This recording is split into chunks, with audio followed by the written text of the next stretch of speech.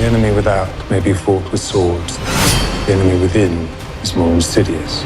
With Aemond and his dragon making the biggest boo-boo of the Dance of the Dragons by killing Lucerys and Arrax, the stage is pretty much set for the war that would end the reign of dragons. On the one hand, we have Team Black, led by Rhaenyra, the fierce and formidable queen, and on the other, we have Aegon, the second of his name, a young man who has no traits for becoming a king. But he is being guided and aided by the likes of Otto Hightower and Larys Strong. Of course, neither side has the numbers to fight a war as great as the Dance of Dragons, so it all boils down to who exactly gets the support of which other houses, and that's what we're gonna do today. In this video, we'll piece together the 12 most important houses that would support Rhaenyra, her claim to the throne, and her cause. So, without further ado, let's begin. Before we go into our explanation, we have a very small request. If you like our content, please support us by subscribing to our channel. This is a small click for you, but for us, it means an awful lot. Thank you. Let's begin.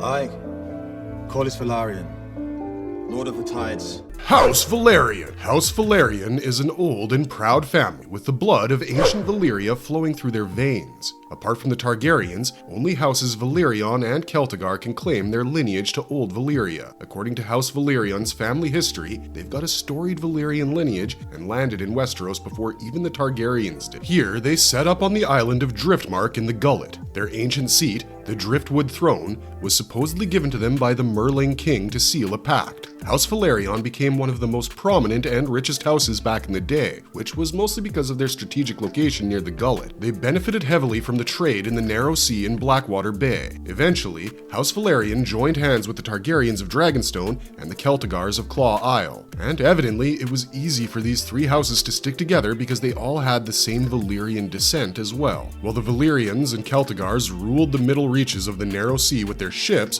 the Targaryens ruled the skies with their dragons. For centuries, the Velaryons were the Targaryens' oldest and closest allies, and more often than not, these bonds strengthen and stay alive because of marriages. The two houses saw many marriages even before Aegon's conquest of Westeros. One such union brought about Valena Velaryon, who married Aerion Targaryen, the Lord of Dragonstone, and they had 3 kids, Visenya, Aegon, and Rhaenys. Yup, this was the same Aegon, the first of his name, protector of the realm, etc., etc. For the first century after Aegon's conquest of Westeros, many from House Velaryon held the position of Master of Ships, which made the title hereditary for the family. However, it was more of a strategic choice than anything, because back then, the Velaryon fleet was one of the best in the world, and it also made up most of the royal fleet. Then came Corlys Velaryon, aka the Sea Snake, who became famous for his epic voyages across the known world. He became the Lord of the Tides and the first man from Westeros to sail to Yi Ti. He returned with riches like spice, silks, and other treasures and never looked back. He became so rich that House Velaryon became the wealthiest house in the realm, surpassing even the Lannisters and Hightowers. Since their old castle, Driftmark, was damp and crowded, Corlys built a new seat for the Velaryons, High Tide. During the Dance of the Dragons, Corlys and his wife Rhaenys were major backers of Rhaenyra Targaryen when her half-brother Aegon claimed the Iron Throne. In fact, Rhaenyra later named him Hand of the Queen. Rhaenyra's personal sigil was a quartered banner with the Targaryen dragon, Velaryon seahorse, and Arryn falcon. As of now, Monterys Velaryon, a 6-year-old boy, is the head of House Velaryon.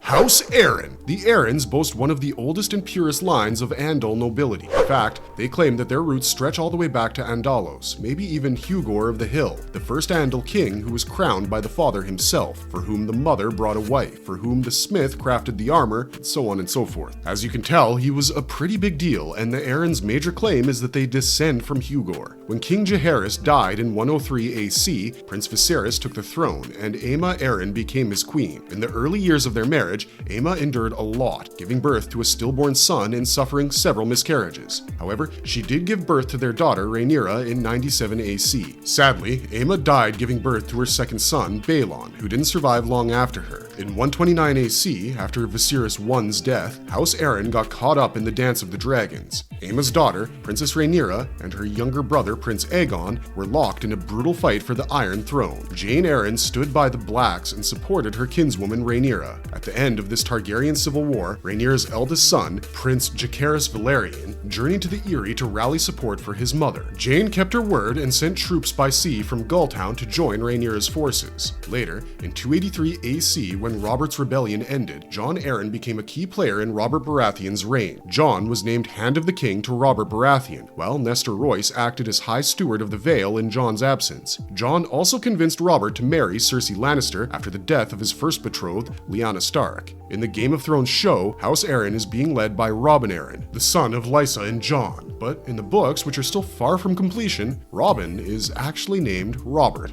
House Stark. House Stark is one of the oldest families in Westeros, with roots tracing back to the First Men. Founded by the legendary Brandon the Builder during the Age of Heroes, the Starks have a history that's intertwined with the very foundations of the North. Bran the Builder is credited with raising Winterfell, the seat of the Starks, and the enormous Wall as well. Plus, it's believed that he had a major hand in building other famous structures like the High Tower and Storm's End. For 8 millennia, the Starks ruled as the Kings of Winter, a polity that possibly started with Bran the Builder himself. There's even talk that the Night King, the infamous 13th Lord Commander of the Night's Watch, might have been a Stark. Story time. So the Night's King saw this woman, skin as white as the moon and eyes as blue as the sky, from atop the wall and fell in love. The woman, also called the Corpse Queen, was chased by the Night's King, who made love to her, and as he gave her his seed, he also gave her his soul. He returned, and through dark magic, the King and Queen took over the Brothers of the Watch. The dark figure was ultimately taken down by Brandon the Breaker and Joramun, the king beyond the wall. When the Dance of the Dragons began, Prince Jacaerys Velaryon secured the help of Lord Cregan Stark for his mom and formed the Pact of Ice and Fire. Even though the North was pretty remote and not expected to sway the war much, Cregan still sent the Winter Wolves, led by Roderick Dustin, and knights from the White Harbor under Sir Medric and Sir Torhin Manderly. After gathering one last harvest before winter, Cregan led a strong army of unwed, childless, homeless, old men, and younger sons to King's Landing. By the time they got there, the war was already over, and almost all of the main players had perished. The new king, Aegon Targaryen III, was pressured into naming Cregan as Hand of the King, but Cregan only served for one day, known as the Hour of the Wolf. During his brief tenure, he held trials for 21 out of 22 prisoners, sparing only Corlys, who was later pardoned and restored to his titles after Lady Alysanne Blackwood offered Cregan her hand in marriage. The next day, Cregan returned to the north. We know well what became of the Starks during and after Robert's rebellion, so I wouldn't get into that, but if not for the Starks and their icy, brooding mannerisms, Westeros would be a much colder place. Yup, you heard that right. Without the bitter cold of the north, Westeros would lack a lot of flavor. House Corbray. The Corbrays have been around since the Andals first landed in Westeros. Corwin Corbray took over the Fingers by defeating Houses Brightstone and Shell, after which he became the Lord of the Five Fingers. Although an ancient house, the Corbrays are relatively poor when compared to the other houses. During the Dance of the Dragons, the Corbrays stuck with their liege lady, Jane Arryn, and supported Princess Rhaenyra Targaryen and the Blacks. As the war was wrapping up, Lord Leowyn Corbray and his brother, Sir Corwin Corbray, were tasked by Jane to lead 10,000 men from the Vale to King's Landing. The Corbray brothers, along with Lady Jane and her troops, took control of the city from Cregan Stark and let him handle the trials for those suspected of war crimes. Once the trials were over and the war ended, a council of regents was formed to help the young Aegon Targaryen III. Lord Leowyn was named Protector of the Realm, but Tywin Lannister, who was serving as Aegon's hand after Cregan, gave up the position. As it happened, Tywin quickly overshadowed Leowyn. When it came to deciding Aegon's succession, Leowyn backed Aegon's half-sister, Princess Rhaena Targaryen, over her older, wilder twin, Princess Baela Targaryen. The regents, not wanting Baela to have an heir with her husband, Lord Aelin Velaryon, quickly married Rhaena off to her chosen man, Corwin Corbray. Lord Leowyn died of the winter fever in 133 AC, along with his mistress and several servants. His son, Quentyn Corbray, took over as the Lord of Heart's Home. The title of Protector of the Realm was passed to Lord Unwin Peake, who became Aegon's hand after Sir Tywin's death. House Darklyn. House Darklyn of Duskendale is an extinct noble family that ruled Duskendale and the surrounding lands in the Crown Lands for centuries. Their keep was the Dun Fort, perched on a hill overlooking the town, pretty darn scenic to be honest. The Darklyns met their end because of the defiance of Duskendale, but their relatives, the Darks, Darkwoods, and Dargoods, still live in the town. During the Dance of Dragons, Sir Steffan Darklyn was a Kingsguard for King Viserys Targaryen I. When the dance kicked off with Rhaenyra Targaryen's Blacks clashing against her half-brother Aegon Targaryen II's Greens, Steffan was given the honor of serving as the Lord Commander of Rhaenyra's Queensguard. Fortunately, he died trying to tame sea smoke during the sowing of the seeds, which was basically a call to the common folk. especially all dragon seeds, to try and ride dragons. Who were dragon seeds? Well, they're Targaryen and Velaryon bastards like Alan of Hull and his brother Adam. Lord Gunther Darklyn was present at Rhaenyra's coronation and took a seat on her Black Council. Aegon's hand, Sir Criston Cole, retaliated by beheading Gunther after the sack of Duskendale. Later Meredith Darklyn gave Queen Rhaenyra a refuge after she fled King's Landing. After Aegon II reclaimed the throne, Lord Darklyn had to cough up a hefty ransom, and Duskendale's knights turned on Lord Boros Baratheon during the Battle of the King's Road. But how did they become extinct? Well, Lord Dennis Darklyn served King Aerys, the Mad King, before he went mad. Dennis wanted a royal charter, giving him more autonomy, but the king refused. So, Dennis tricked the king and took him hostage for nearly 6 months, only to be rescued by Sir Barristan Selmy. After this, Aerys ordered the killing of all Darklyns, but Lady Sarala, the wife of Dennis, was burned alive after her tongue and women parts were snatched away from her body. It was believed that Dennis acted under the influence of his wife.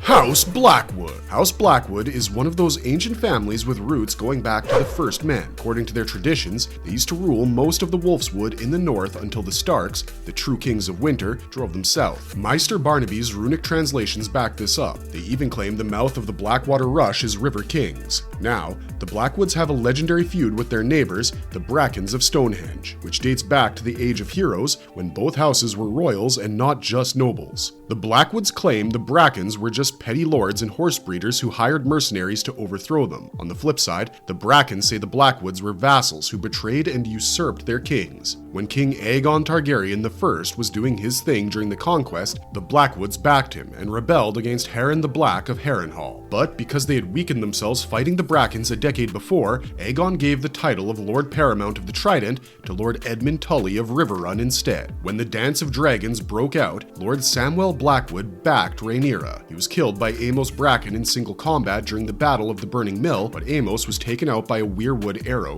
supposedly shot by Samwell's younger sister, Alysanne. During the Battle of the King's Road in 131 AC, Benjicot Blackwood, the young heir of Samwell, led the army with lords from Riverrun. Benjicot's men broke the flank of Lord Boros Baratheon's Greens, which allowed Alysanne's archers to decimate the Green Knights. Since then, Benjicot has become famous as Bloody Ben. After the Civil War, Black Aly married Lord Cregan Stark to ensure King Aegon Targaryen II's pardon of Lord Corlys Velaryon was upheld. Interestingly, Lord Bloodraven, or the Three-Eyed Raven from Game of Thrones, was actually the son of Lady Melissa Blackwood and King Aegon Targaryen IV. Apart from Brynden Rivers or Lord Bloodraven, the couple had 2 more bastards named Gwyneth Rivers and Maya Rivers, and all 3 of them together are known as the Great Bastards.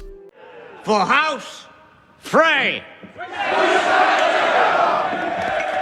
House Frey. House Frey is one of the younger noble houses in Westeros, while others have existed since the Age of Heroes. House Frey is only 6 centuries old. The first Lord Frey was given lands and a noble title, who started construction of a massive bridge over the Green Fork of the Trident. His grandson finished the job, who also added wooden keeps on both sides of the river. These timber keeps were eventually replaced by stone fortresses and became known as the Twins. Thanks to their prime location, House Frey thrived by charging tolls for crossing the river, which made them pretty wealthy. They've grown into the most powerful bannermen for House Tully of Riverrun, and the Twins are now some of the strongest castles in the Seven Kingdoms. But despite their power, some of the older houses still see the Freys as upstarts and mere toll collectors. During Aegon's conquest, the Freys backed Aegon the Conqueror and turned against Harren the Black of Harrenhal, the king of the Isles and the Rivers. After Harrenhal was burned, the Freys joined the other river lords in swearing fealty to House Tully, the new lords paramount of the Trident under House Targaryen. In the Dance of the Dragons, House Frey sided with Queen Rhaenyra's Blacks against King Aegon II's Greens. They also supported Prince Daemon Targaryen in taking Stonehenge. Lord Forrest Frey died fighting the Westermen in the battle by the lakeshore, but his widow, Sabitha, kept the Freys loyal to the Blacks.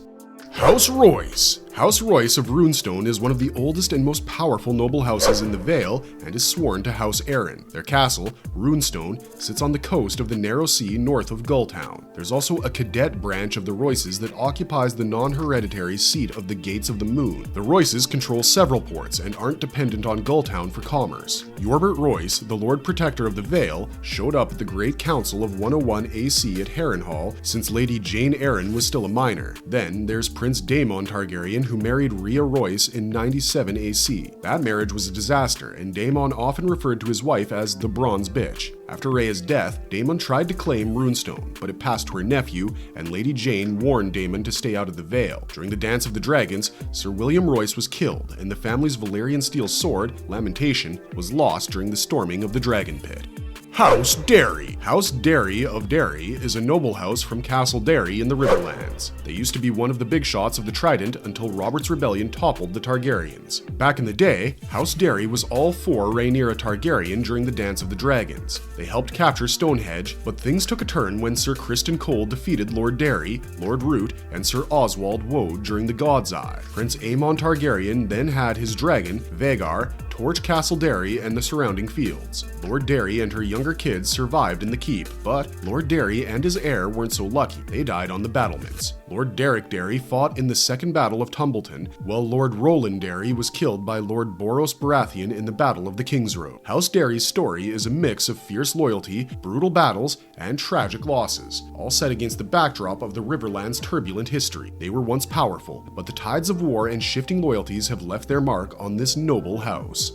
House Bar Emmon. House Bar Emmon has a fascinating history that's pretty intertwined with the Targaryens. Before the War of Conquest, they were sworn to House Durrandon, the Storm Kings of Storm's End, but had closer connections with House Targaryen of nearby Dragonstone. When Aegon started his invasion of Westeros, the Bar Emmons backed him over the Storm King, Argilac the Arrogant. After the conquest, the Crown Lands were created, and the Bar Emmons became directly sworn to Dragonstone, thereby bypassing House Baratheon of Storm's End, who had taken over from the Durrandons. When the realm started to turn against King Maegor Targaryen I in favor of his nephew Prince Jaehaerys, Lord Bar Emmon was one of the many lesser lords who answered Jaehaerys' call. But when Maegor mysteriously died on the Iron Throne, Lord Bar Emmon hightailed it back to Sharp Point. House Bar Emmon supported Princess Rhaenys Targaryen during the Great Council of 101 AC. Lord Bar Emmon also sat on Queen Rhaenyra Targaryen's Black Council during the Dance of the Dragons. After the Green's victory at the Battle of Honeywine, he suggested that Rhaenyra bend the knee to King Aegon II, but of course,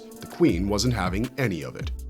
House Merryweather. During the battle beneath the God's Eye in 43 AC, Old Lord Merryweather joined hands with Lords Caswell and Peake to march from the Reach to reinforce King Maegor Targaryen's army against Prince Aegon the Uncrowned. While Lords Merryweather and Caswell advanced from the south, King Maegor killed his young nephew and turned the battle into a complete rout. When the Dance of the Dragons kicked off in 129 AC, Lord Merryweather was among the lords at court who stayed loyal to Prince Rhaenyra Targaryen. His loyalty got him imprisoned, and he was ultimately brought before the King's Justice and beheaded for refusing to bend the knee to King Aegon Targaryen II. After that, Lord Ormond Hightower led the siege of Longtable when Lady Merryweather surrendered the castle. Hightower spared her, but stripped Longtable of its wealth and food before moving on to Bitterbridge. Later on, during the First Battle of Tumbleton, levies from Longtable joined the Blacks to help fortify Tumbleton against the Hightowers. House Mallister. House Mallister has always been a strong supporter of the Targaryens. They backed Aegon the Conqueror during his invasion and turned against King Harren the Black of Harrenhal. In 49 AC, Lord Mallister showed up at the Golden Wedding and was pretty impressed with the young King Jaehaerys Targaryen I. In 105 AC, Lord Lymond Mallister made a splash at the tourney at Maidenpool, which was held to celebrate King Viserys Targaryen I's ascension by unhorsing Sir Criston Cole, which was no small feat since the guy once defeated Daemon in a tourney. When the Dance of the Dragons began, the Mallisters threw their weight behind Queen Rhaenyra Targaryen and the Blacks. Sadly, Lord Jorah Mallister was killed by Lord Boros Baratheon during the Battle of the King's Road. Marvelous verdict. In the ever-shifting politics of Westeros, alliances are as fickle as the tides of the Narrow Sea. Just when you think you know who's on whose side, everything changes. Take House Tully, for example. They were tight with Viserys I, but now that he's gone, things are heating up. Daemon sends ravens to Lord Grover Tully of Riverrun, but Rhaenyra knows Grover's not exactly a rock, and she's right to worry. According to Fire and Blood, Grover initially backs the Greens, but his grandson Ernie and great-grandson Kermit are Team Black all the way, so don't be shocked when the alliances start flipping later on. Then there's the drama between House Velaryon and House Targaryen. These two should be besties because they're both Valyrian, but Season 1 shows how shady shaky things can get. Viserys really messed things up by marrying Alicent instead of Corlys' daughter, Laena. Plus, Viserys thinks Rhaenyra and Daemon might have had a hand in Laenor's apparent death. Additionally, Daemon offed Corlys' brother Vaemon, and it's obvious Rhaenyra's kids aren't Velaryons by blood. In episode 10, The Black Queen, Corlys suggests to his wife, Princess Rhaenys Targaryen, that they should just sit this one out and chill in high tide. But with their grandkids in the mix, betrothed to their cousins and all, this fight is personal. So Corlys and Rhaenys join in with Team Black, which thankfully gives Rhaenyra their killer fleet and control of the Narrow Sea. Now, the show is pretty much keeping in line with the source material, apart from a few changes like Laenor not actually being killed by Daemon, and the skin color of the Velaryons, which the showrunners explained was done to avoid confusion between the Targaryens and the Velaryons. So while we can't reveal which side we're rooting for, because of course we have to be the neutral harbinger of news, updates, and more, it'd be interesting to see which team you're on. Let us know in the comments down below. Thanks for watching, stay safe out there, and have a marvelous day.